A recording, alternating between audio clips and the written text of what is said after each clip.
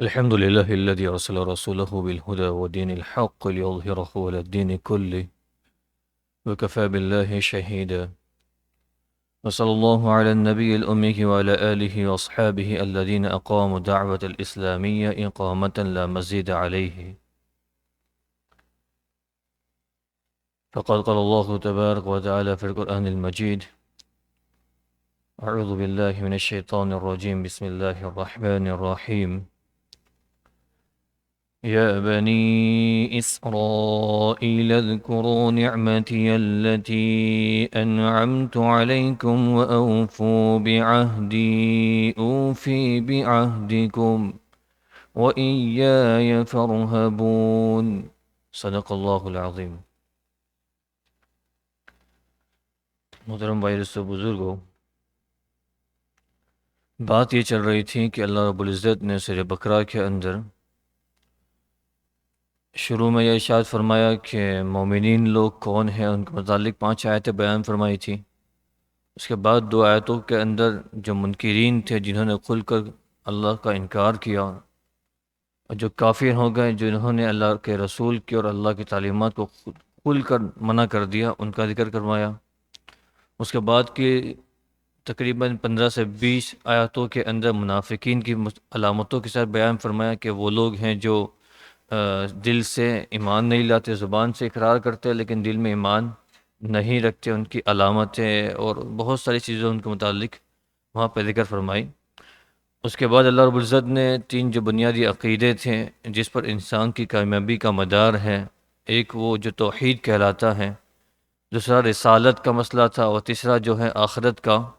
ان تینوں عقیدوں کو تفصیل سے بیان کیا، اس کی دلیلیں بیان کی،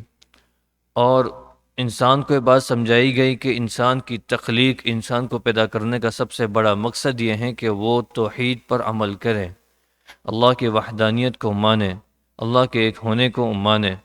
اور اسی کی بات کو سمجھانے کے لیے مفسرین نے بات نقل فرمائی ہے کہ اللہ رب العزت نے حضرت آدم علیہ السلام اور آپ کی بیوی اور شیطان کا واقعہ وہاں پر نقل فرمایا، تاکہ انسان کو یہ بات سمجھائی جائے کہ پہلے دن سے تخلیق جب آپ کی ہوئی تھی، تب سے لے کر مقصد یہی تھا کہ آپ اللہ کی وحدانیت کی معرفت کو حاصل کر کے اس کے مطابق زندگی بسر کریں، اس کے مطابق اپنی زندگی، دنیا کی زندگی گزاریں. اور اس کے بعد اللہ رب العزت نے یہاں سے یہ باتیں بیان کرنا شروع فرمایا. یہاں سے لے کر تقریباً آیت نمبر 143 تک، 143 تک، تقریباً 104 آیتوں کے اندر اللہ رب العزت نے بنی اسرائیل سے یعنی یہودیوں سے خطاب فرمایا ہے. یہودیوں سے اللہ تعالیٰ مخاطب ہوئے، ان سے بہت ساری نصیحتیں، بہت سے احکام اور بہت سی باتیں انہیں ارشاد فرمائی ہیں. ایک تو انہیں ایمان کی دعوت دی گئی، دوسری بات یہ سمجھائی گئی کہ ان کو پچھلے واقعات یاد دلائے گئے، اور ان پچھلے واقعات کے اندر انہوں نے کیا کارنامہ انجام دیا، اور انہوں نے کس طرح اللہ کے ساتھ معاملہ کیا، ان نعمتوں کے اندر، ان حالات کے اندر، ان باتوں کو یاد دلا کر ان سے اللہ رب العزت نے توحید اور رسالت کے اوپر عمل کرنے کی کھلے طور پر دعوت دی گئی ہے. ایک بات تو یہ قرآن شریف میں اللہ رب العزت نے سورہ بقرہ کے اندر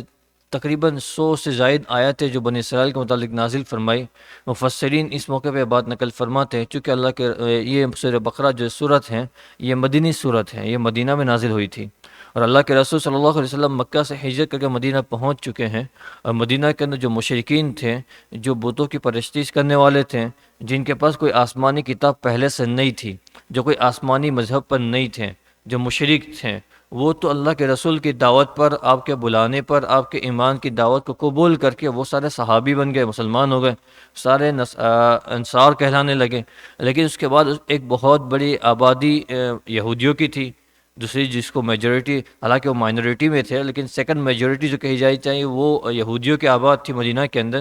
اللہ کے رسول صلی اللہ علیہ وسلم نے ان کے پاس ایمان کی دعوتیں دی، اور ان کو ایمان. ایک بات یہاں پر مفسرین نے بڑی اہم نقل فرمائی ہے کہ اللہ کے رسول صلی اللہ علیہ وسلم جب مدینہ منورہ پہنچ گئے تو مدینہ کے لوگوں نے آپ کو اپنا سربراہ بنا دیا، آپ کو اپنا بادشاہ بنا لیا اور آپ کو اپنے یہاں کا بڑا حاکم تسلیم کر لیا۔ اس کے باوجود آپ صلی اللہ علیہ وسلم نے کبھی اپنی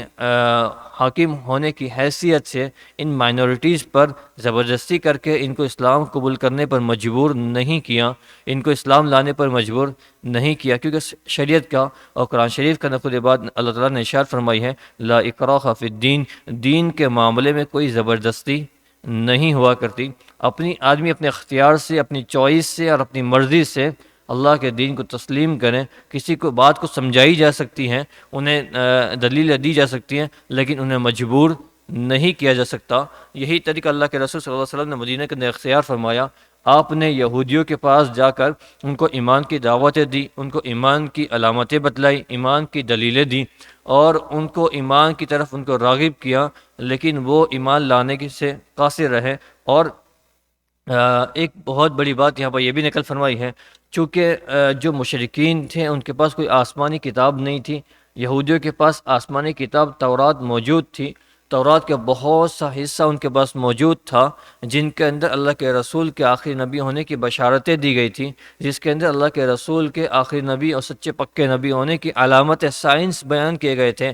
تو یہ زیادہ متوقع تھا اور زیادہ یہ امید تھی کہ یہ قوم جو پڑھی لکھی ہیں، جن کے پاس آسمانی کتاب موجود ہے، ایک بہت بڑا حصہ ان کے پاس موجود ہے، اگرچہ بہت سارا حصہ انہوں نے چینج کر دیا اپنی مرضی کے مطابق، اس کے باوجود ایک بہت سچا حصہ ان کے پاس موجود ہیں، جن کے اندر کھلے طور پر اللہ کے رسول کے نبی ہونے کی علامتیں بیان کی گئی ہیں۔ عبداللہ ابن سلام رضی اللہ تعالیٰ عنہ جو یہودیوں کے سب سے بڑے عالم کہلائے جاتے ہیں، اس زمانے کے اندر یہودیوں کے جو بڑے عالم ہوتے تھے، اس میں سے ایک عبداللہ ابن سلام رضی اللہ تعالیٰ عنہ ہے، جو ایک بہت بڑے عالم یہودیوں کے تھے، جنہوں نے یہودیوں کی ساری آیات کو اور ان کی تورات کی سارا علم کو انہوں نے حاصل کیا تھا۔ وہ چونکہ پکے راغب تھے، پکے سچے ایمان لانا چاہتے تھے، انہوں نے تورات کی نشانیوں کے ذریعے سے اللہ کے رسول کا رسول ہونا مانا، ان کا سچا نبی ہونا مانا اور حضور کی خدمت میں حاضر ہوئے اور انہوں نے حضور کے ہاتھ پر اسلام قبول کیا۔ یہ وہ خوش قسمت صحابی ہیں۔ آپ نے بہت سارے نصرانی اسلام قبول کیا، بہت سارے مشرکوں نے اسلام قبول کیا، لیکن یہود کا اگر آپ اٹھا کر دیکھیں، یہود کی تاریخ، یہود کی ہسٹری اٹھا کر دیکھیں، گنے چنے لوگ ملیں گے جنہوں نے یہودیت کو چھوڑ کر اسلام کو قبول کیا۔ اس میں سے ایک عبداللہ ابن سلام رضی اللہ تعالیٰ عنہ تھے، جو بڑے عالم تھے، بہت جگید عالم تھے یہودیت کے اور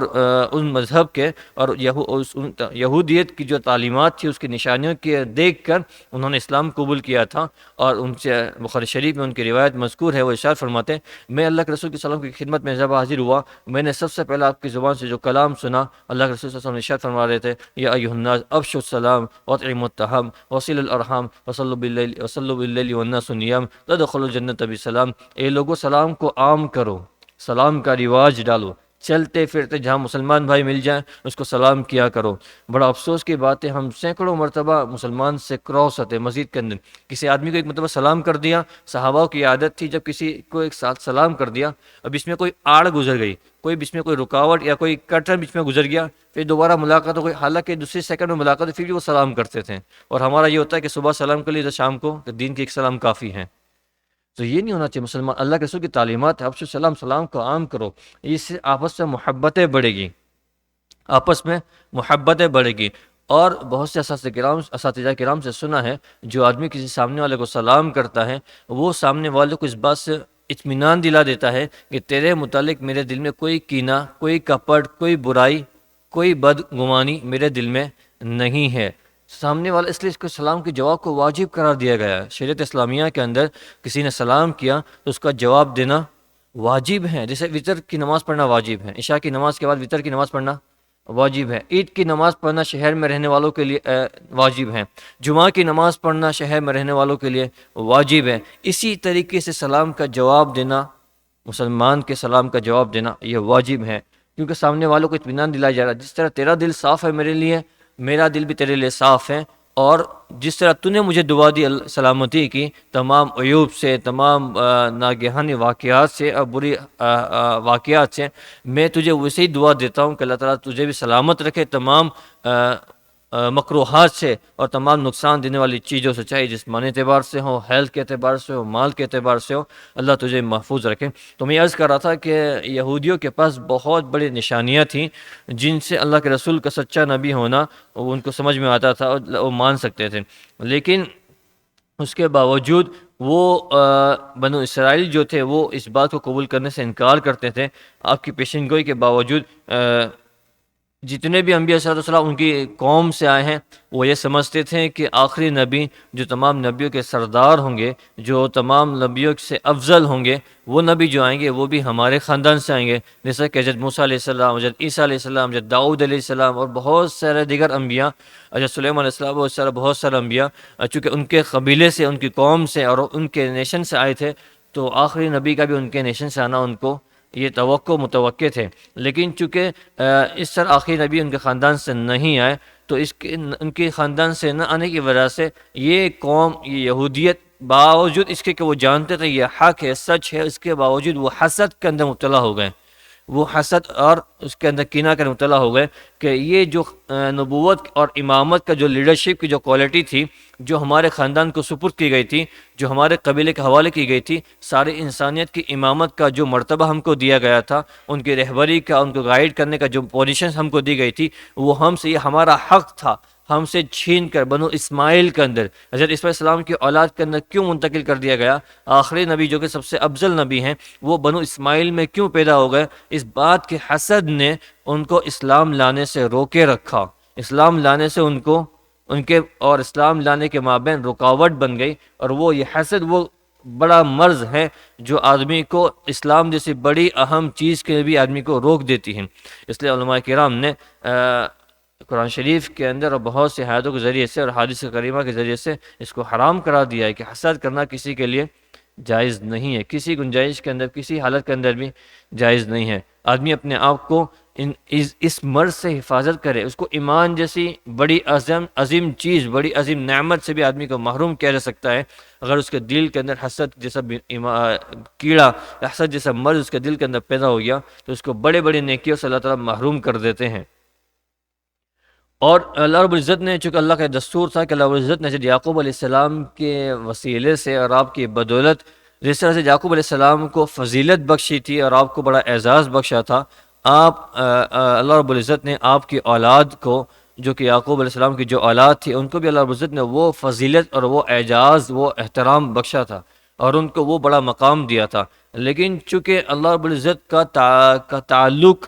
کسی نسل، کسی قوم کے ساتھ، کسی رنگ کی بنیاد پر، کسی کے اعلیٰ مذہب اور اعلیٰ مرتبے کے ہونے کی بنیاد پر نہیں ہے۔ اللہ کے ہاں تو آدمی کا احترام، آدمی کا مرتبہ اعمال کی بنیاد پر ہوتا ہے۔ ان اکرمکم عند اللہ اتقاکم، سب سے زیادہ جو اللہ سے ڈرنے والا ہے وہ اللہ کے ہاں سب سے زیادہ مکرم اور معزز ہیں۔ اللہ کے ہاں جو مقام دیا جاتا ہے وہ اعمال کی بنیاد پر ہوتا ہے۔ تو جب تک یہ قوم اچھے اعمال پر تھی، اللہ کی نوازش، اللہ کے انعامات اور اللہ کے وعدے ان کے ساتھ تھے اور ان کو سر بلند کرتے رہیں، لیکن جب یہ قوم اپنے عہد سے اور اپنے وعدوں سے پیچھے ہٹ گئی اور اپنے اعمال کے اندر کمزوریاں پیدا کرنے لگیں اور اپنے اعمال کو برے کرنے لگیں، تو اللہ نے جو ان سے امامت کا جو مقام ان کو دیا تھا، اللہ تعالیٰ نے وہ ان کے پاس سے لے لیا اور ان کو وہاں سے لے کر بنو اسماعیل کی طرف منتقل کر دیا۔ تو سورہ بقرہ کے پہلا پارہ جو الف لام میم سے لے کر دوسرا پارہ یعنی سیق الصفحون کے جو دوسرا پارہ ہے، وہاں تک اللہ رب العزت نے یہودیوں کی اسی بدگمانی کو دور کیا ہوا ہے۔ اسی جو ان کا یہ سمجھتے تھے کہ امامت کے حقدار ہم تھے، امامت کی ذمہ داری ہمیں دی جاتی، امت کی رہبری کی، تمام نیشن کے رہبر کی صفات، جو لیڈرشپ کی جو کوالٹی وہ ہمیں دی جاتی، ہم اس کے حقدار تھے اور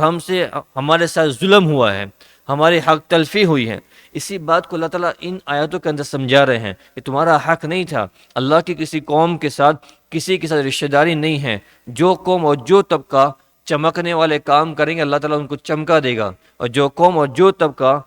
گمراہی والے اور برباد ہونے والے اعمال کریں گے اللہ تعالیٰ ان کو برباد کر دے گا۔ صحابہ کرام مشرکین کی اولاد تھی، ان کے باپ دادا شرک کرنے والے تھے، مشرک تھے، وہ اللہ کی کسی آسمانی مذہب پہ بھی نہیں تھے، لیکن ان کی زندگیوں کے اندر چمکنے والے اعمال تھے۔ تو باوجود کہ مشرکین کی اولاد اللہ تعالیٰ نے ان کو چمکا دیا۔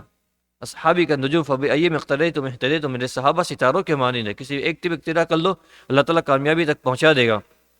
اور یہود انبیاء کی اولاد ہیں، اور لیکن زندگی کے اندر وہ چمکنے والے اعمال نہیں ہیں، تو اللہ تعالیٰ نے اس کے باوجود ان کو برباد کر دیا، ان کو کسی کامیابی کا وعدہ نہیں رکھا، ان کو برباد کر دیا۔ یہ بہت بڑا سبق ہے ہم جسوں کے لیے ان آیات کے ذریعے سے۔ جب تک ہماری زندگیوں کے اندر نیک اعمال کی چمک باقی رہے گی، تب تک ہم اللہ کے نزدیک چمکتے رہیں گے۔ جس وقت سے ہماری زندگیوں کے اندر بد اعمال کی نحوستیں شروع ہو جائے گی، ہماری زندگیاں اللہ کے نزدیک بھی ایسی بالکل ختم اور برباد ہو جائے گی، جیسے مشرکین کے ساتھ ہوا، اور جیسے یہودیوں کے ساتھ ہوا، جیسے دوسرے گمراہ لوگوں کے ساتھ ہوا۔ تو سب سے بڑا سلیشن یہ ملتا ہے کہ آدمی کسی وقت بھی، کسی زمانے کے اندر بھی، کسی پوزیشن کے اوپر، چاہے مالدار ہو، غریب ہو، پڑھا لکھا ہو، ان پڑھ ہو، کسی بھی طبقے سے تعلق رکھنے والا ہو، اس کے اعمال اللہ کے ساتھ جتنے آنیسٹ ہے، جتنا اپنے اعمال کے اندر پختہ ہے، اتنا وہ اللہ کے نزدیک قریب ہے، اللہ کے نزدیک اتنا قریب ہے۔ چاہے دنیا کے لوگ اسے اتنا دیندار نہ سمجھتے ہو، وہ میٹر نہیں کرتا، وہ اللہ کے نزدیک کتنا آنیسٹ ہے، اللہ کے ساتھ اس کے اعمال کتنے مضبوط ہے، اس کو نمازوں میں کتنا مزہ آتا ہے، اس کو روزے رکھنے میں کتنا مزہ آتا ہے، اس کو اللہ کی عبادت انجام دینے میں کتنا مزہ رہتا ہے۔ وہ ایک نماز پڑھنے کے بعد دوسری نماز کے انتظار میں شوق سے رہتا ہے کہ میری نماز ہو گئی، مجھے دوبارہ مغرب کی نماز پڑھنی ہے۔ اس لیے بہت سے اکابرین کے بارے میں کتابوں کے اندر لکھا ہے، وہ اللہ سے دعا مانگتے تھے کہ اللہ مجھے لمبی عمر دے، اس لیے نہیں کہ میں کھا پی کے مزے اڑاؤں، اس لیے تاکہ میں گرمی کے موسم آئے تو گرمی کے موسم کے اندر میں تیری محبت میں روزے رکھوں، تیری محبت میں روزے رکھوں۔ سردی کے موسم ہے، سردی کے موسم کے اندر رات کو اٹھ کے میں لمبی لمبی تہجد کی نمازیں پڑھوں۔ تو یہ بہت سے اللہ والوں کے واقعے سے کتابوں کے اندر بیان کیے گئے ہیں۔ تو آدمی بڑا بنتا ہے اللہ کے نزدیک اعمال کی وجہ سے، کوئی اور چیز اللہ کے نزدیک بڑا بننے کی نہیں ہے سوائے اعمال کے، سوائے اعمال کے۔ انبیاء کرام اللہ کے نزدیک بہت بڑے تھے، کیونکہ انبیاء کے اعمال بہت بڑے تھے۔ جہاں امت پیٹ پر ایک پتھر باندھتی تھی، وہاں نبی کے پیٹ پہ 2 پتھر بندھے ہوئے، مطلب نبی کا عمل زیادہ بڑا ہوا ہے۔ جہاں دیگر اصحاب و دیگر صحابہ تہجد مل کر چند گھنٹوں نماز پڑھتے تھے، وہ اللہ کے رسول کی نماز اٹھا کر دیکھ لے، رات رات بھر نماز کرنے لگے ہوئے ہیں۔ جہاں دیگر صحابہ 1 دن کا روزہ رکھتے تھے، 2 دن کا روزہ رکھتے تھے، وہ اللہ کے رسول صلی اللہ علیہ وسلم مسلسل روزے رکھتے تھے، مسلسل روزے رکھتے تھے۔ تو انبیاء اللہ کے نزدیک بہت بڑی پوزیشنز پہ تھے۔ وجہ یہ تھی کہ وہ جہاں بہت سے ان کے پاس ایڈوانٹیج تھے، وہاں ان کے اعمال بھی اتنے سارے مضبوط اور اعمال تھے۔ تو ان آیت سے پہلی بات تو یہ سیکھنے کو ملتی ہے کہ ہمیں کسی سچویشن کرنا ہے۔ اور ایک بات یہ ہے کہ آدمی جب تک ایسا نہیں کہ آدمی نے 1 سال 1 مہینہ یا رمضان کے مہینے کا، ہمارا عام طور پر یہ ہوتا ہے کہ آدمی رمضان کے اندر اللہ سے بہت زیادہ کنیکٹڈ ہوتا ہے، بہت سارا جڑا ہوا ہوتا ہے اور بہت سارے اچھے عمل کرتا ہے، تو وہ آدمی رمضان تک اللہ کے نزدیک اتنا چمکدار ہے۔ جیسے رمضان گئی، ویسے مسجدوں کے اندر پھر صفیں خالی ہونے لگی، پھر ویسے ہی آدمی کے اپنے جھوٹ کا کاروبار پھر دوبارہ شروع ہونے لگا، پھر آپس میں وہ نا اتفاقیہ انتشاریہ شروع ہونے لگی، اور جو اس طرح کے چھوٹے بڑے گناہ ہیں واپس شروع ہونے لگے، تو اب یہ آدمی کا واپس لیول نیچے آتا چلا گیا۔ ایک مرتبہ اس پوزیشن میں پہنچ کے وہاں پہ باقی نہیں رہتا، یہ اپ ڈاؤن ہوتا رہتا ہے، اپ ڈاؤن ہوتا رہتا ہے۔ جیسے صحابہ کی بہت سی حدیثوں میں ملتا ہے، اللہ کے صحابہ کرام آپس میں جب ملتے تھے اپنے ایمان کے تذکرے کرتے تاکہ وہ ایمان ترقی کرے، وہ ایمان ترقی کرے، اور اعمال کے تذکرے کرتے تھے۔ جب ملتے تھے اعمال کے تذکرے ملتے تھے۔ ایک صحابی رضی اللہ تعالیٰ عنہ کسی علاقے کے سردار ہیں، کسی علاقے کے گورنر ہیں، دوسرے صحابی کسی اور علاقے کے گورنر ہیں، دونوں کی ملاقات بارڈر پر ہو گئی۔ ملنے کے بعد انہوں نے کہا مجھے کام کاج زیادہ ہوتے، گورنری کے بہت سارے کام کاج ہوتے ہیں، تو آپ قرآن شریف کس طرح ختم کرتے ہیں، آپ کے معمولات جو قرآن شریف کا ہے؟ تو کہ میں دین میں جب بھی مجھے موقع ملتا ہے میں اپنا قرآن ختم کر لیتا ہوں۔ اور ایک دوسرے صحابی کہہ رہے کہ میں رات کو میں نے اس سے سونا کم کر دیا، اور میرے جو قرآن شریف مجھے پڑھنا تھا میں رات میں پڑھ لیتا ہوں، اور میں نمازوں میں پڑھ لیتا ہوں۔ تو جب صحابی آپس میں ملتے، اب بڑی بڑی پوزیشنز پہ ہیں، گورنر ہے علاقے کے، لیکن جب آپس میں ملتے تھے تذکرے کس کے ہو رہے ہیں؟ اعمال کے ہو رہے ہیں۔ اللہ کے رسول صلی اللہ علیہ وسلم کے پاس ایک جماعت آئی کہ رسول اللہ، غریبوں کی جماعت آئی جو فقراء تھے، جن کے پاس مال اتنا نہیں تھا، کہ یا رسول اللہ یہ جو مالدار صحابی ہیں وہ تو اپنا مال خرچ کر کے اللہ کے یہاں بڑے مقرب ہوتے چلے جا رہے ہیں، اپنا مال اللہ کے راستے میں خرچ کرے، وہ جہادوں میں لگا رہے، وہ غریبوں کو مدد کر رہے، وہ کنویں کھدوا کر دے رہے، وہ باغات مسلمانوں کے لیے وقف کر رہے، وہ مسجد کے لیے زمینیں وقف کر رہے، اور یہ یہاں پہ ڈونیشن دے رہے، وہ وہاں فلسطین کے لیے پیسہ بھیج رہے، وہ وہاں دنیا کے کونے کونے کے اندر مسلمانوں کی مدد کر رہے ہیں، لیکن ہم غریب ہیں، ہمارے پاس مال نہیں ہے، تو وہ جو نیکیاں وہ کما رہے وہ تو ہم نہیں کما پا رہے۔ تو اللہ کے رسول صلی اللہ علیہ وسلم چند کلمات ان کو سکھلا دیے، چند دعائیں ان کو سکھلا دی کہ آپ یہ پڑھتے رہو، آپ ان کی طرح آپ کو اعمال مل جائیں گے۔ یہ کلمات ان صحابی تک پہنچ گئے جو مالدار تھے، تو وہ انہوں نے پڑھنا شروع کر دیا وہ کلمات۔ تب یہ صحابی دوبارہ اللہ کے رسول صلی اللہ علیہ وسلم کی خدمت میں آیا، رسول اللہ جو کلمات آپ نے ہم کو سکھائے تھے وہ بھی پڑھنے لگے، یہ تو وہ بھی پڑھنے لگے، تو وہ نیکی میں اور آگے بڑھ گئے۔ تو اللہ کے رسول صلی اللہ علیہ وسلم کیا کہ فلیتنافس المتنافسون، یہ وہ جگہ ہے جہاں پر آدمی کو، آگے بڑھنے والے کو آگے بڑھتے رہنا چاہیے، کہ وہ ان کو اللہ کی توفیق ہے، وہ اللہ چاہ رہا ہے ان سے زیادہ کام لینا، تو آپ اپنے بس کا کرتے رہو، اللہ تعالیٰ آپ کو ان کے مقام تک پہنچا دے گا۔ تو یہ وہ جگہیں تھیں جہاں پر صحابہ کرام کی زندگی آپ اٹھا کر رہے، کسی موقع پہ کسی علاقے کے اندر صحابی کرام جو کوئی ایک صحابی اپنے اعمال سے غافل نہیں ہوا، بڑی بڑی پوزیشنز مل گئی، بڑی بڑی ذمہ داریاں مل گئی، لیکن ان کے اعمال وہی تھے جو حضور کی صحبت میں لے کر سیکھے تھے۔ ہمارا ہوتا یہ ہے کہ ہم جب مسجدوں میں آتے ہیں، دین کے مجلسوں میں بیٹھتے ہیں، تو ایمان اندر سے بجھ کرتا ہے، اور کچھ وقت کے لیے ہم کو ایمان اپنے اعمال کی فکریں ہوتی ہیں، لیکن جسے ماحول ختم ہو جاتا ہے، جیسے حالات اور چیزیں بدل جاتی ہیں، تو پھر وہی چیزیں اندر سے ڈاؤن ہونے لگتی ہیں۔ اس لیے اللہ کے رسول صلی اللہ علیہ وسلم کی بڑی محنت یہ تھی کہ کمیونٹی کو دیندار بنانا، پورے ماحول معاشرے کو دیندار بنانا۔ اللہ کے رسول صلی اللہ علیہ وسلم نے مدینے جا کر پورے مدینہ کو دیندار بنایا تھا، صرف مسجد کے ماحول کو دیندار نہیں بنایا تھا کہ جو لوگ مسجد میں آ رہے ہیں وہ دیندار بن جائے۔ اللہ کے رسول کے مارکیٹ بھی دیندار تھے، اللہ کے رسول کے مارکیٹ بھی دیندار تھے۔ ان کے زمانے کے اندر جو کھیل ہوتے تھے، جو مداری کے کھیل ہوتے تھے، وہ بھی دینداری کے جو شریعت سنت کی شکل میں ہوتے تھے، وہ دیندار کے اسلام کے دائرے کے اندر ہوتے تھے، تو ان کا وہ تمام چیزیں دیندار ہو جاتی تھیں۔ تو ہماری آج کل کی محنت جو ہے وہ صرف مسجد کے حد تک نہ ہو۔ ہمارا ایک بہت بڑا فلسفہ یہ ہے کہ آدمی اپنے آپ کو مسجد میں دیندار سمجھ لیتا ہے، مسجد میں پڑھنے پڑھانے کی پابندی کر لیتا ہے اور نمازوں کی پابندی کر لیتا ہے، لیکن باہر جانے کے بعد پھر نہ اپنے آپ کی فکر کر پاتا ہے، وہ نہ دوسروں کی فکر کرتا ہے۔ جس طرح آدمی اپنے آپ کی فکر کرتا ہے مسجد کے اندر، وہی زندگی اس کی اگر باہر ہو، وہی زندگی جس طرح میں مسجد کے اندر نماز کے اندر کسی اللہ کی طرف متوجہ تھا، میری بقیہ زندگی کے اندر بھی ویسے ہی اللہ کی طرف متوجہ رہوں، اللہ کے ساتھ میں جڑا رہوں، مجھ سے کوئی ایسا زبان سے ایسا لفظ نہ نکل جاوے، میری آنکھ کو ایسی چیز نہ دیکھ لے، یا میرے ہاتھ پہ سے کوئی ایسا واقعہ پیش نہ جائے جو اللہ کو ناراض کر دے، جو اللہ کو ناراض کر دے۔ اور میرے دوسرے مسلمان بھائیوں کو میں اس کی ترغیب دیتا رہوں، اچھے انداز کے اندر، اکرام کے ساتھ، محبت کے ساتھ، ان کو میں اس بات کی طرف راغب کرتا رہوں کہ وہ بھی اچھے اعمال کی طرف بڑھتے رہیں، اچھے اعمال کی طرف بڑھتے۔ جب کبھی کوئی گناہ ہو جائے فوراً توبہ خود بھی کروں اور دوسرے ساتھیوں کو بھی توبہ کی تلقین کروں، تاکہ وہ برے اعمال کی نحوست اللہ تعالیٰ وہیں ختم کر دے۔ آدمی توبہ نہیں کرتا تو برے اعمال کی نحوست وہ آگے بڑھتی رہتی ہے۔ تو میں عرض کر رہا تھا کہ نبوت کا منصب جو اللہ تعالیٰ نے دیا تھا بنی اسرائیل کو، وہ ان کے بدعمالیوں کی وجہ سے لے کر اللہ رب العزت نے بنی اسماعیل کو دے دیا، اور اس بات کو اللہ رب العزت نے قرآن شریف کے اندر واضح کر دیا جب اللہ رب العزت نے حضرت ابراہیم علیہ السلام کو یہ وعدہ فرمایا تھا کہ ہم آپ کو بڑا اعزاز اور بڑا مقام امام بنا رہے ہیں۔ تو حضرت ابراہیم علیہ السلام نے یہ عرض کیا تھا کہ میری اولاد میں سے بھی لوگوں کو امام بنائیے۔ اللہ رب العزت اس موقع پر ارشاد فرمایا لا ینال عہد الظالمین، آپ کی اولاد میں سے اور آپ کے امت میں سے جو لوگ ظالم ہوں گے، ظالم مطلب میں نے شروع میں عرض کیا تھا ایک آدمی گناہ کر کے اپنے آپ پہ ظلم کرتا ہے، وہ گناہ کرنے کے بعد اپنے آپ پر ظلم کرتا ہے، تو اس اعتبار سے جو گنہگار ہوتے ہیں، بدعمال ہوتے ہیں، جو اللہ کے وعدوں کو پورا نہیں کرتے، وہ ظالمین ہوتے۔ تو میرا وعدہ ظالمین تک پہنچنے والا نہیں ہے، مطلب کہ جو ظالمین ہوں گے وہ نبوت کی اس امامت کے مقام سے محروم رہیں گے، ان کو ان کا مقام نہیں دیا جائے گا۔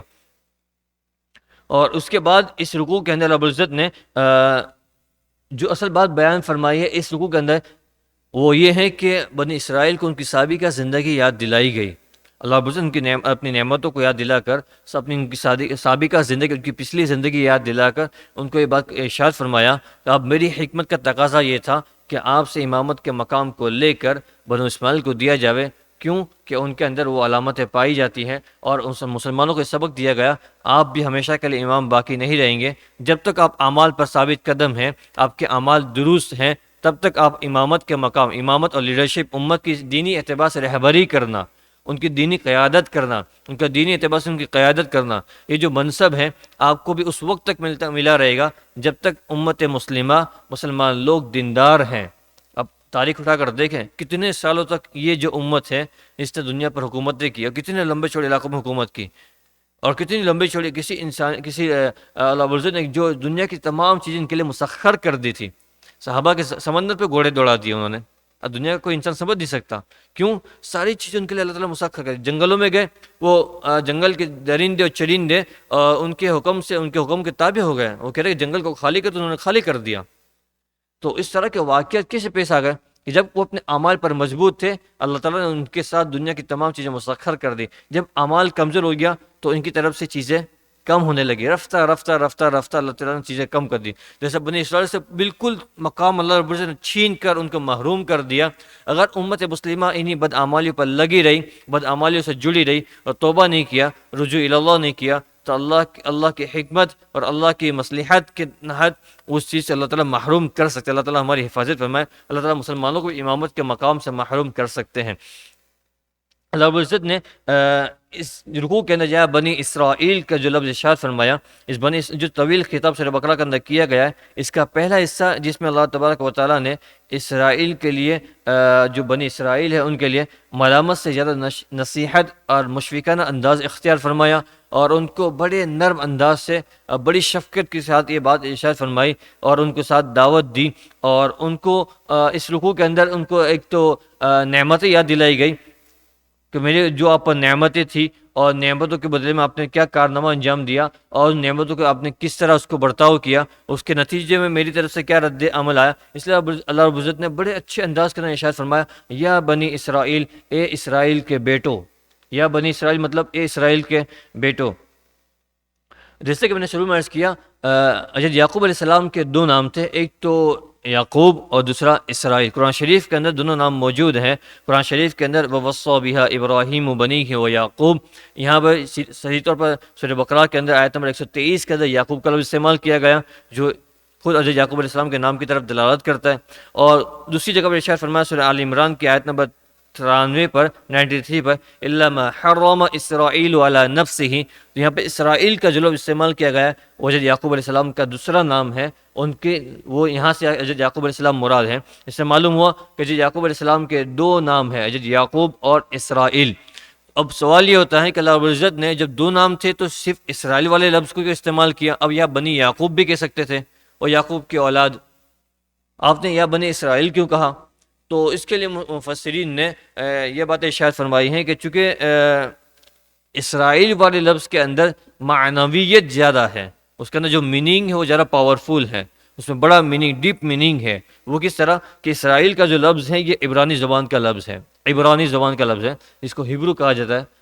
جو عام طور پر جو جوز لوگ استعمال کرتے ہیں زبان، اس کو اس زبان کا لفظ ہے عبرانی زبان، اس کو عبرانی کہا جاتا ہے عربی کے اندر، اور ان کی زبان ہیبرو یا ہیبرو اس طرح کی کو کہا جاتا ہے. جو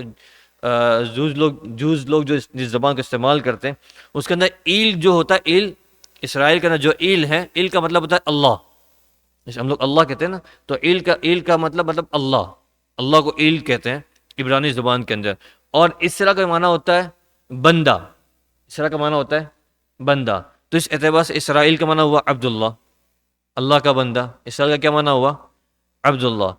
تو حضرت یعقوب علیہ السلام کا نام چونکہ اسرائیل تھا، اللہ کا بندہ، اس لحاظ سے اللہ رب العزت نے بڑے شفقت اور بڑے نرم انداز کے ساتھ، یا بنی اسرائیل، یہ اللہ کے بندے کی اولاد، یہ اللہ کے بندے کی اولاد، اور بڑی شفقت کے ساتھ ان کو پکار کے کہا کہ بڑی محبوبیت کے ساتھ. اس کے اندر یعقوب کے مقابلے میں اس لفظ کے اندر محبوبیت جس کو کہا جا چاہیے، محبوبیت کی شان زیادہ ہے، اس لیے رب العزت نے یا بنی اسرائیل کہہ کر پکارا. اس بات مفسرین نے ایک بات نقل فرمائی، اس کے اندر ایک اشارہ یہ بھی تھا کہ یہ یاد رکھو تم اس باپ کے اولاد ہو جو اللہ کا نیک بندہ تھا اور جس نے اپنی زندگی کے اندر اللہ کی بندگیت کا وہ کمال حاصل کیا تھا جو آپ تمام کو حاصل کرنا چاہیے. تو بنی اسرائیل کہہ کر بار بار یہ ان کو یاد دلائی کرائی جا رہی ہے کہ آپ اس اللہ کے بندے کے اولاد ہو، آپ کو بھی اپنے باپ کی طرح زندگی اللہ کی بندگی کے اندر گزارنی چاہیے. اس کے بعد بڑے شفقت کے ساتھ رب العزت نے یہ ان کو جو مقام دیا تھا بنی اسرائیل کا، وہ مقام ان کو یاد دلایا گیا کہ آپ ہم نے آپ کی زندگیاں ایک ایسے آدمی کے ماتحت گزروائی جو بڑا اللہ کا برگزیدہ بندہ تھا. اس کے بعد اللہ رب العزت ارشاد فرماتے ہیں اذکرونی یا بنی اسرائیل اذکروا نعمتی التی انعمت علیکم، تم اس نعمت کو یاد کرو جو میں نے تمہیں عطا کی تھی. اذکروا نعمتی التی انعمت علیکم، ان نعمتوں کو یاد کرو جو میں نے یا تم کو عطا کی تھی. یا بنی اسرائیل، او بنی اسرائیل، اذکروا نعمتی التی انعمت علیکم، ان نعمتوں کو یاد کرو جو نعمتیں میں نے تم کو عطا کی تھی. اس آیت کے اندر رب العزت نے لفظ نعمت کا لفظ استعمال کیا ہے جو کہ سنگولر لفظ ہے، واحد لفظ ہے. تو اللہ نے کوئی ایک نعمت تو نہیں عطا کی تھی، ان کو بہت ساری نعمتیں عطا کی تھی. تو اللہ رب العزت نے کیوں لفظ نعمت استعمال کیا، جمع پلورل استعمال نہیں کیا اس موقع پر؟ تو مفسرین نے بات نقل فرمائی ہے، چونکہ یہ اس میں جنس ہے، اس میں جنس مطلب جیسے آدمی لوگ ہم کہا جاتا ہے کہ بھائی انسان ہوتے ہیں، اس کو انسان کا جو لفظ ہے، انسان کا لفظ اسے لکھنے جاتا ہے سنگولر ہے، لیکن بہت سارے لوگوں پر بولا جاتا ہے. لوگ کہا جائے تو لوگ ویسے لوگوں کو اس کا ڈوئل کوئی پلول نہیں ہوتا لوگوں کا. لوگ مطلب سارے، بہت سارے لوگ، ایک سے زیادہ لوگ. اسے نعمت کا جو استعمال کیا، اس کو اس میں جنس کہا جاتا ہے. یہ بہت ساری نعمتوں پر بولے جانے والا لفظ ہے جو نعمت کا لفظ ہے. تو اللہ عز نے وہ استعمال فرمایا، مطلب یہ کہ اللہ عز نے بہت ساری نعمتیں ان پر اتاری تھی، تم ان نعمتوں کو یاد کرو. اس خطاب میں مفسرین نے بڑی اہم پوائنٹس بیان کیے ہوئے ہیں. ایک تو یہ کہ اس خطاب کے اندر اللہ عز نے پہلے ارشاد فرمایا کہ وہ اللہ تعالیٰ کی نعمتوں کو یاد کرو. اس سے اللہ تعالیٰ کی نعمتوں کو یاد کرنے سے اللہ تعالیٰ ہدایت کا راستہ کھولتا ہے. اللہ تعالیٰ کی نعمتوں کو یاد کرنے سے اللہ تعالیٰ ہدایت کا راستہ کھولتا ہے. اور یہ اللہ تعالیٰ کی نعمتوں کو یاد کرنا یہ ہدایت پانے کا ذریعہ ہے. جو بندہ اللہ کی نعمتوں کو یاد کرتا ہے اس کے دل میں اللہ کی محبت بیٹھتی ہے، اور جب اللہ کی محبت دل میں بیٹھتی ہے تو وہ محبت اللہ کی اطاعت کی طرف لے جاتی ہے، اللہ کی اطاعت کی طرف لے جاتی ہے. اور اطاعت کرنے والا بندہ اللہ تعالیٰ کا فرما بردار بن جاتا ہے، وہ اللہ کے مقرب شمار ہونے لگتا ہے. جب آدمی نعمتوں کی قدردانی نہیں کرتا، نعمتوں کو یاد نہیں کرتا، نعمتوں کی شکر گزاری نہیں کرتا، تو مطلب ہوا کہ وہ ناشکرا ہے. اور جو بندہ ناشکرا ہوتا ہے، جو ناشکری کرتا ہے، ناشکری آدمی کو ضدی بناتی ہے، اناد کی طرف لے جاتی ہے، اور وہ پھر اپنے احسان کرنے والوں کا احساس اس کے دل میں نہیں رہتا. باپ نے بیٹے پر احسان کیا، اس کو اپنے باپ کے احسان کا احساس نہیں ہے، تو وہ باپ کی ویلیو اس کے دل کے اندر نہیں آنے والی. لوگوں جو کوئی بڑا آدمی اپنے چھوٹے پر احسان کرتا ہے اور چھوٹا اس کے احسان کا احساس دل میں نہیں رکھتا، تو بڑے کی ویلیو، بڑے کی قدردانی اس کے دل میں آنے والی نہیں ہے. اگر نعمتوں کی قدردانی نہیں ہوگی تو اللہ کی محبت دل میں نہیں آئے گی، ناشکری آئے گی، اور ناشکری آدمی کو کفر تک لے جاتی ہے. ناشکری آدمی کو کفر تک لے جاتی ہے. اور جب اللہ تعالیٰ نے بندہ نے اللہ کی نعمتوں کی شکر گزاری کرتا ہے تو اللہ تعالیٰ اس کی نعمتوں کا اضافہ کرتا ہے، اور یہ شکر گزاری اللہ کی محبت کو پیدا کرتا ہے، اور اللہ کی محبت بندے کو اطاعت کی طرف لے جاتی ہے. اور جب بندہ موتی اور فرما بردار بن جاتا ہے تو وہ اللہ کے محبوبین میں شمار ہوتا ہے، اللہ کے بندوں کے اندر شمار ہوتا ہے. وہ حزب اللہ جس کو کہا جانا چاہیے، جو اللہ کے نیک بندے ہوتے ہیں، اللہ کے جو گروہ ہیں اس میں شمار ہوتا ہے. جب کوئی بندہ اللہ کے گروہ کے اندر شمار ہونا شروع ہو جاتا ہے، پھر اس کی زندگی اللہ تعالیٰ بڑی آسان کر دیتا ہے، اس کی زندگی بڑی آسان ہو جاتی ہے، اس کو کوئی ڈیفیکلٹیز اور کوئی پرابلمز زندگی کے اندر محسوس نہیں ہوتے. اس لیے ہمارا دین راحت اللہ رب العزت کی سینکڑوں نعمتیں ہم پر ہوتی ہے. اگر آدمی تمام نعمتوں کو ایک طرف رکھ کر صرف اپنی صحت پر دھیان دے دے کہ اللہ نے آنکھ سلامت رکھی، اللہ نے کان سلامت رکھے، اللہ نے ناک، زبان اور جسم کے ہمارے کچھ اعضاء ہیں وہ سلامت رکھے، تو یہی اللہ کی بہت بڑی نعمت ہے جو آدمی کو اللہ سے قریب کرنے کے لیے کافی ہے. اس کے علاوہ بہت ساری اور نعمت اللہ کی ہے، وہ تو الگ ہیں. تو یہ اللہ کی ایک بہت بڑی نعمت ہے. اس لیے رب العزت فرما رہے ہیں اذکروا نعمتی التی انعمت علیکم، اے بنی اسرائیل میری ان نعمتوں کو یاد کرو جو میں نے تم پر اتاری تھی، جو میں نے تم کو عطا کی تھی. پہلی بات یہ نقل فرمائی گئی. اور اس کے بعد اللہ رب العزت فرماتے ہیں نعمتوں کی یاد دہانی کرانے کے بعد دوسرا حکم یہ دیا گیا وَأَوْفُوا بِعَهْدِي، اور تم میرے ساتھ کیے ہوئے عہد کو پورا کرو. وَأَوْفُوا بِعَهْدِي، جو وعدہ تم نے مجھ سے کیا تھا، جو عہد تم نے مجھ سے کیا تھا، اس عہد کو پورا کرو. اگر تم اپنا عہد پورا کرو گے تو اللہ اس کے جواب میں ارشاد فرما رہے اوفی بعہدکم، میں اپنا وعدہ پورا کروں گا. اگر تم اپنا کیا ہوا وعدہ پورا کرو گے تو اوفی بعہدکم، میں اپنا وعدہ پورا کروں گا. میں نے جو تم سے جنت کا وعدہ کر کے رکھا ہے، آخرت کا وعدہ کر کے رکھا ہے، اور خوشگوار زندگیوں کا وعدہ کر کے رکھا ہے، وہ وعدہ میں تمہارے ساتھ پورا کروں گا. اللہ یہاں پہ اس بات جو ان سے بنی اسرائیل کے ساتھ جو وعدے کی بات کی گئی، مفسرین نے اس موقع پہ باتیں نقل فرمائی ہے. قرآن شریف کے اندر مختلف موقع پر اللہ عز نے ان کے اس ایکچوئل وعدوں کو بیان کیا ہوا ہے، کیا کیا وعدے انہوں نے اللہ کی صلاح کے ساتھ کیے ہوئے تھے. اور ایک سورہ بقرہ کے اندر آیت نمبر 83 کے اندر خود اللہ عز نے ارشاد فرمایا وَإِذْ أَخَذْنَا مِيثَاقَ بَنِي إِسْرَائِيلَ لَا تَعْبُدُوا إِلَّا اللَّهَ، جب بنی اسرائیل سے اللہ عز نے یہ وعدہ لیا تھا کہ تم اللہ کے سوا کسی اور کی عبادت نہیں کرو گے، صرف اللہ کی عبادت کرو گے. اور بنی اسرائیل نے اس پر اللہ سے وعدہ کیا تھا کہ ہم تیرے سوا کسی اور کی عبادت نہیں کریں گے. اس کے بعد انہوں نے عزیر ابن اللہ، نعوذ باللہ، حضرت عزیر علیہ السلام کو انہوں نے اللہ کا بیٹا بنا دیا اور ان کی عبادت کرنا شروع کر دی. تو یہ وعدہ خلافی یہاں پر شروع ہو گئی. اس کے بعد اللہ عزت نے سورہ مائدہ کے اندر تفصیل سے اس بات کو نقل فرمایا وَلَقَدْ أَخَذَ اللَّهُ مِيثَاقَ بَنِي إِسْرَائِيلَ وَبَعَثْنَا مِنْهُمْ اثْنَيْ عَشَرَ نَقِيبًا وَقَالَ اللَّهُ إِنِّي مَعَكُمْ لَئِنْ أَقَمْتُمُ الصَّلَاةَ وَآتَيْتُمُ الزَّكَاةَ وَآمَنْتُمْ بِرُسُلِي وَعَزَّرْتُمُوهُمْ. اللہ تعالیٰ ارشاد فرما رہے اور یقیناً اللہ نے بنی اسرائیل سے عہد لیا تھا، اور ہم نے ان میں سے 12 نگران مقرر کیے تھے، اور اللہ نے کہا تھا کہ میں تمہارے ساتھ ہوں اگر تم نے نماز قائم کی، زکوٰۃ ادا کی، میرے پیغمبروں پر ایمان لائے اور عزت سے ان کا ساتھ دیا۔ اللہ اس موقع پر اللہ کے رسول مدینہ تشریف لے آ چکے ہیں، اور اللہ کے رسول کی طرف سے ان کو دعوت دی جا چکی ہے یہودیوں کو۔ اب اللہ رب العزت ان کو ان کا وعدہ یاد دلا رہا ہے۔ کیا وعدہ یاد دلا رہا ہے؟ جو وعدہ ان سے لیا گیا تھا کہ لئن اقمتم الصلاۃ وآتیتم الزکوٰۃ وآمنتم برسولی، اگر تم میرے بھیجے ہوئے نبیوں پر ایمان لاتے رہو گے، وآمنتم برسولی، تم نے گزشتہ زمانے میں یہ مجھ سے وعدہ کیا تھا کہ اللہ ہم آپ کے جو رسول آئیں گے بعد میں، حضرت موسیٰ کے بعد حضرت عیسیٰ آئے، جو نبی بعد میں آتے رہے، ہم ان پر ایمان لاتے رہیں گے۔ یہ انہی میں سے ایک ہمارے رسول ہے حضرت محمد مصطفیٰ صلی اللہ علیہ وسلم، جو آخری نبی ہے، جو تمام نبیوں کے سردار ہے۔ تمہارے وعدے کے مطابق تم کو ان پر ایمان لانا چاہیے۔ اللہ تعالیٰ یہی وعدہ ان کو یاد دلا رہا ہے، اوفو بعہدی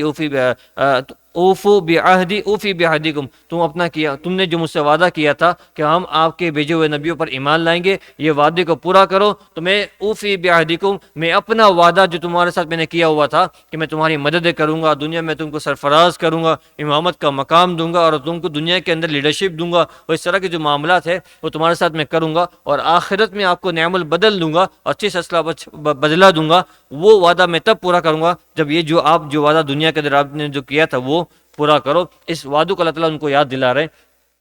لیکن چونکہ انہوں نے اللہ تعالیٰ کے ساتھ جو وعدہ کیا تھا اس وعدہ کے اندر خلاف ورزی کی، اللہ کے وعدے کو پورا نہیں کیا، اور اس کو پورا نہ کرنے کی وجہ ان کی بہت سارے وجوہات مفسرین نے بیان فرمائی ہے، لیکن اللہ رب العزت نے اس کی طرف اشارہ کر دیا ایک چھوٹے سے آیت کے ٹکڑے کے ذریعے سے۔ اللہ رب العزت نے اشارہ کر دیا، وَإِيَّايَ فَارْهَبُونَ، وَإِيَّايَ فَارْهَبُونَ، اور تم کو مجھ ہی سے ڈرنا چاہیے۔